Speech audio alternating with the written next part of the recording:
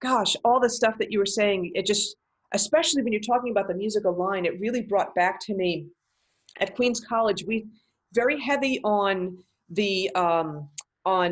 music analysis, theory, history, and everybody always complained about the Schenkerian analysis. I kind of liked it actually because I got it. I understood it. It's the whole. It's the big picture. It's the big picture of things. I mean, you study the little parts. But then even with jazz, I just had a student before us, and I was explaining to her, yes, you want to see the big picture. First, get the little parts, but then you want to definitely see that big picture so it makes it sound, as she says in German, round and round. Yeah, that's very well put. Yeah, very well put. Yeah. Well, you're doing some fantastic stuff. It's amazing.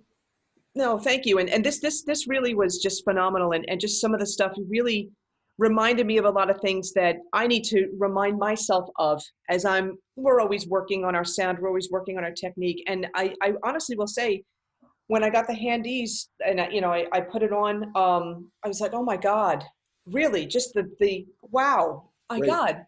Yeah. Great. But I'm using it on tenor. This is interesting. I'm using it on tenor.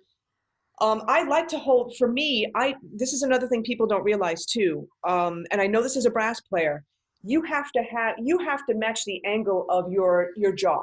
I studied with Vince Penzarella, I studied with Mel Broyles, I studied with Ed Troidel. Now Ed Troidel had me standing against the wall and ducking my chin and having the horn out and that didn't work for me because for me, my top lip was a vibrating lip, not the bottom lip. And that was really, really tough. And I was struggling with that. And years later, it dawned on me, you know what? We all have our angle of playing. And I know, like when I play saxophones, for me, it would be best if I held it out, but I try to lean the tenor. That's the angle you want to achieve. Yeah, I understand. Yeah. And that's the thing. And that I know on brass, that makes a difference. It definitely makes a difference. And it can make a big difference on saxophone too, because some people will bite through if they don't have the right angle. And of course they don't have the right concepts. And it was interesting too, when you mentioned the matching pitches, matching overtones and stuff.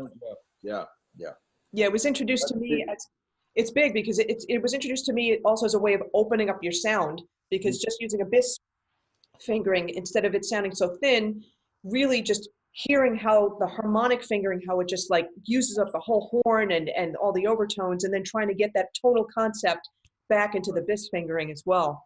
So right.